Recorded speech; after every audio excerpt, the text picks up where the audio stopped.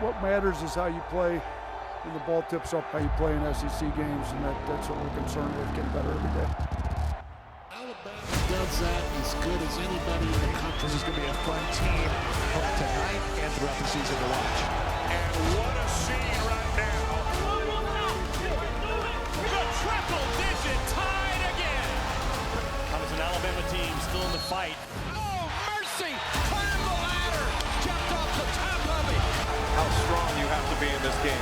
Watch this. That's a man's game right there. Their culture is toughness.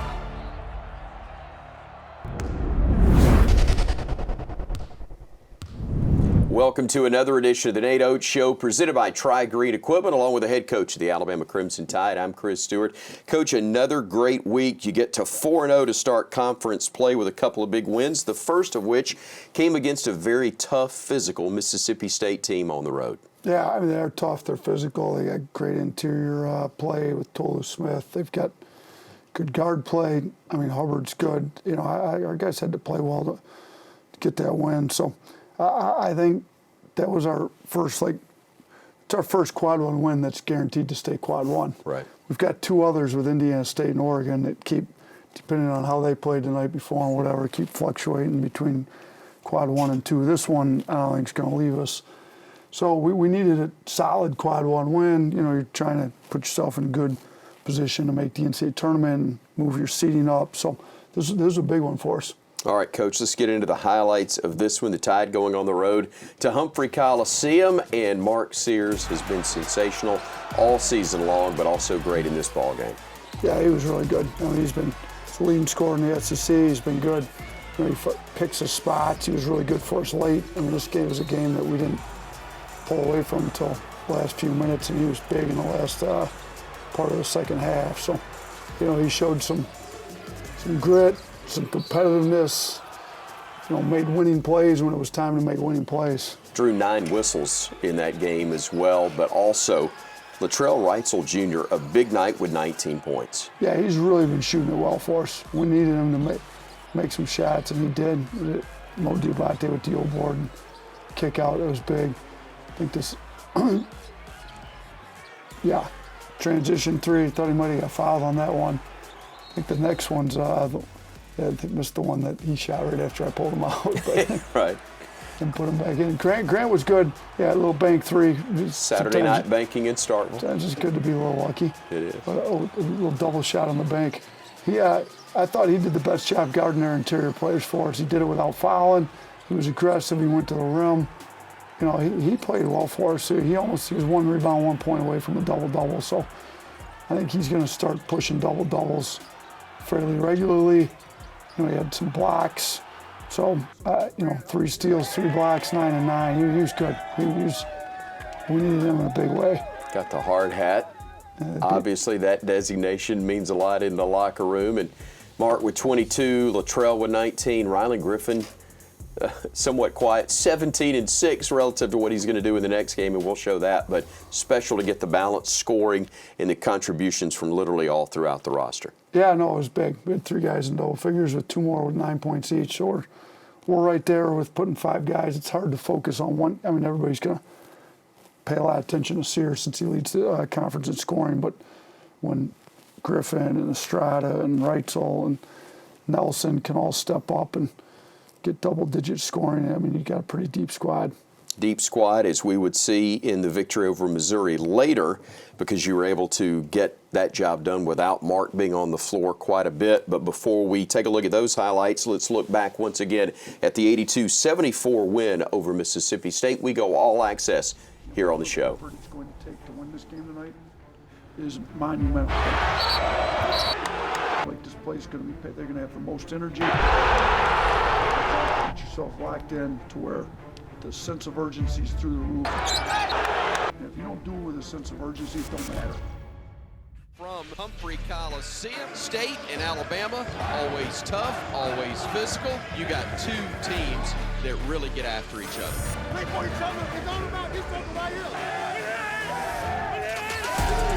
Down the lane to the rim, off the glass and in, a chance for the and one. Waukee, that's an offensive foul. Now Waukee driving down the lane to the rim and lays it up with the left hand. Axel top Gardner, he bottom. Great ball movement and a great shot by Reitzel. Bama looking for its first lead. Reitzel, catch and shoot, left wing three, bottom. Oh, mercy, another bank first three for Latrell Reitzel, and Bama has taken the lead. Sport goes in, blocked by Nelson. To Nelson, catch and shoot three, banks it in.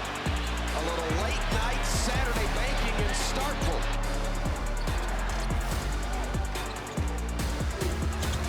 Sears in the lane. 5 quick to Mark Sears. Pringle fights it. To Reitzel. Corner three. Fade away. Oh, wow, man. And Alabama is going to get out of Starkville with a win. It'll be their 4th straight over Mississippi State. 9 of the last 11 against the Bulldogs. Blitz, Bama, blitz, baby. Blitz, Bama, blitz, baby. Don't try to hurt guys. They won't want to hear anymore.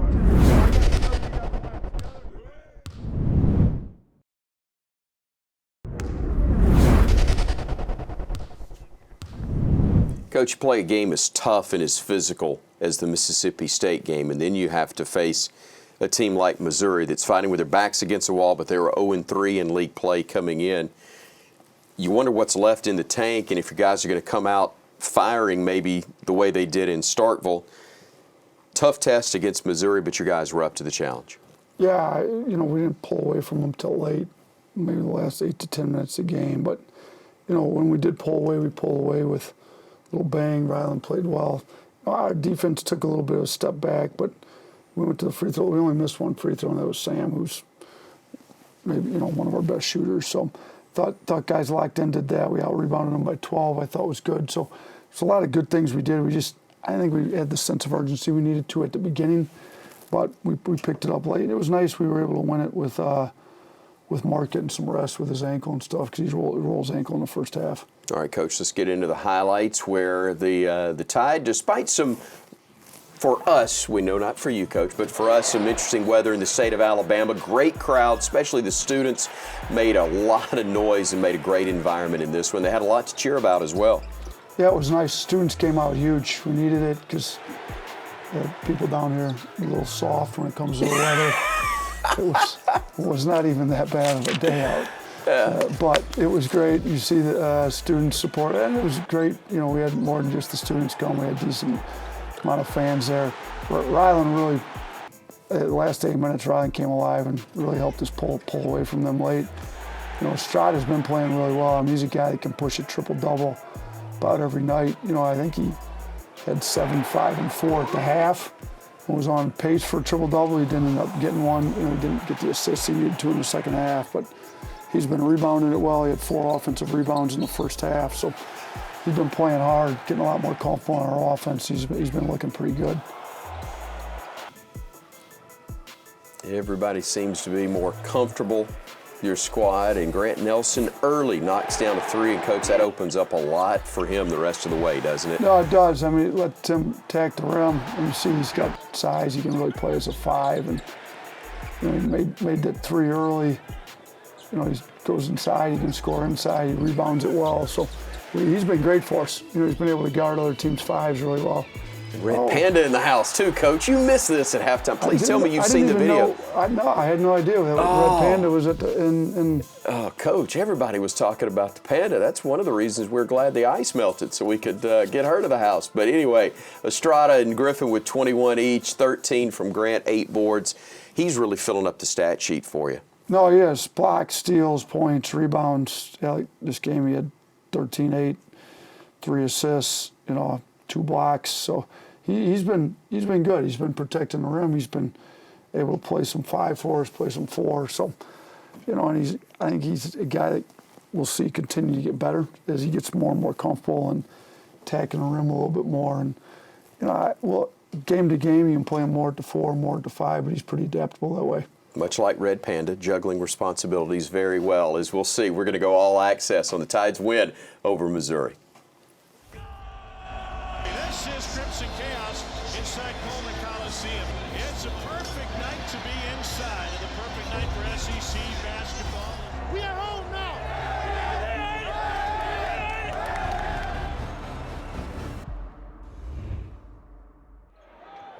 This guy can shoot a little bit. Grant Nelson Estrada with the pass and the finish. Their offense, man, they can hurt you in so many ways. Got it! Alabama with another run. Pringles finish that lob jam. Wow. A dipsy-do for Estrada. What a pass. A good touch by Nelson. As long as you're wearing a plaid jacket, you're happy in this one. And Bama leads by 6. Getting into the lane, give it back to Ryland. He does. Griffin, step back, three. Oh, it is his world. We are just living in it, baby. 5 in double figures. They shoot 61% in the second half, and they pull away for an 18-point victory.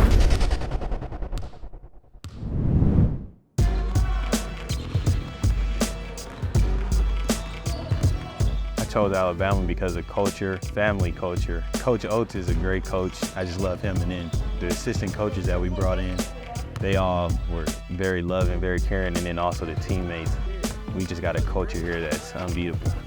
There's been a lot of love and a lot of competitive stuff happening, and that's all it is every day. It's helping us get better each and every day, and that's what I like about this. And our work ethic shows for each practice going up and up. I take a lot of pride in wearing it. I chose this school for a reason. I know that they have a lot of culture behind it, and I know that everything I do is represented for this state and then for myself as well. So holding that pride and holding that accountability to be the best we can step out to be, that's definitely what I'm going to do. Coach, you had 9 new faces on the roster this year, and the old guys who've been around all of 1 year become your 3 veterans on the squad. But Latrell Wrightsell kind of fits in the middle of both. He's new to Tuscaloosa, but he's been around the game, and when you watch him play, you understand why. Yeah, no, he was really good. I mean, he's Cal State Fullerton's leading scorer. He's tough. He's gritty. He's skilled. He makes shots. He's become one of our best perimeter defenders. I think, him and Ryland are both pretty good for us on the perimeter, and he's one of our better shooters. So, and he gives us like a third handler. Sears and Estrada are both really good, but he can handle the ball too. So, I mean, get a guard of that caliber coming off the bench and shooting it like he is, it really bolsters your second unit. And, a lot of times we've been playing him.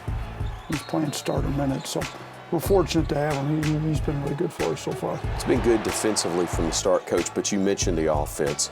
He has really picked up things as of late. I think he's had his high score game, maybe 2 of the last 4 contests, somewhere in that range, really providing another weapon from the perimeter. Yeah, I mean, he's shooting it really well. He's tough, he's physical, and he can make free throws. So, yeah, I think he's getting comfortable in the offense. He's a guy that, shooting against Mississippi State, I pulled him out and told him that he's not going to turn down another open shot. So then he went back in and hit one right away. I mean, I didn't keep him out long, but because I see the way he's been shooting in practice, and we need him in there to make some shots. But he's too unselfish at times with his shooting. He needs to take every single open shot he gets because he shoots it that well. Coach, you got a lot of talent on your squad that may have the potential to wind up in the NBA one day. A number of guys that have played for you recently have wound up in the association. We'll talk about those young men next here on the Nate Oats Show.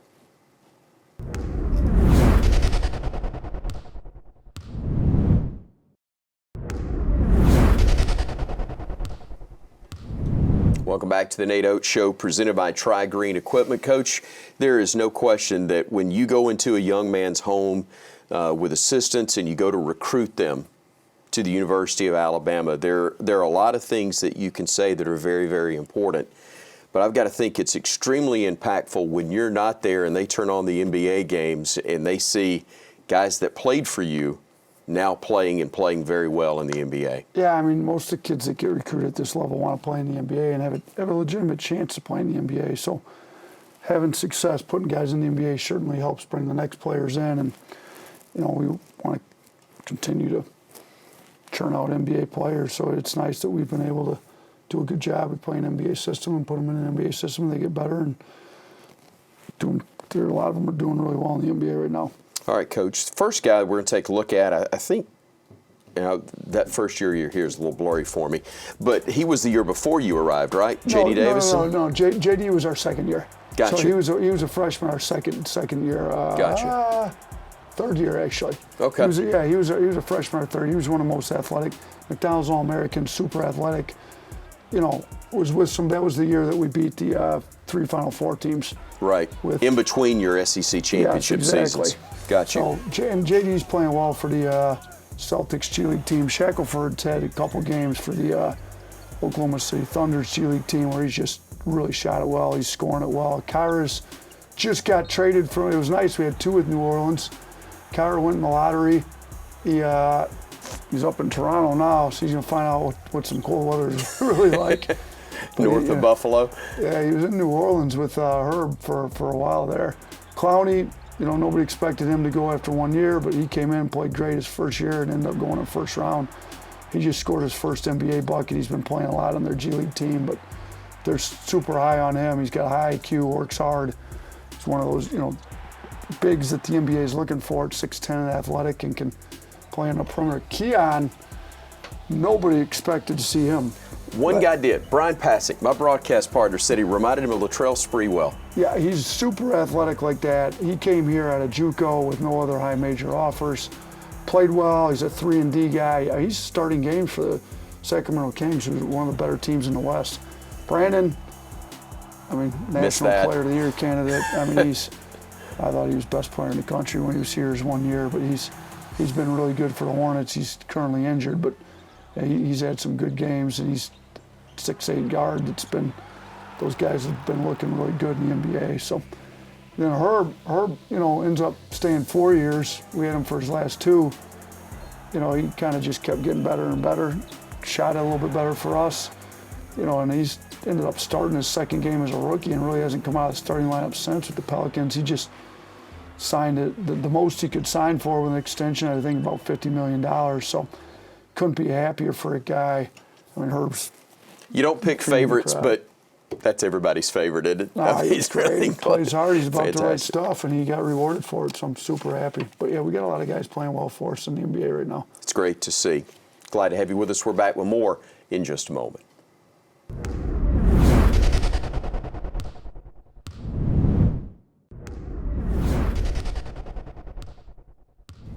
Well, Coach, the 4 games prior to what we're about to discuss haven't been cakewalks, but now you're really getting to the meat of the conference schedule. 2 of the best teams in Tennessee and Auburn back-to-back. Yeah, I told our guys that. Like, you know, we have to win all the games. I mean, they're all important to win the SEC, but you know, if you can beat teams that are going to be competing with you at the top to win it, you not only give yourself a win, you give them a loss.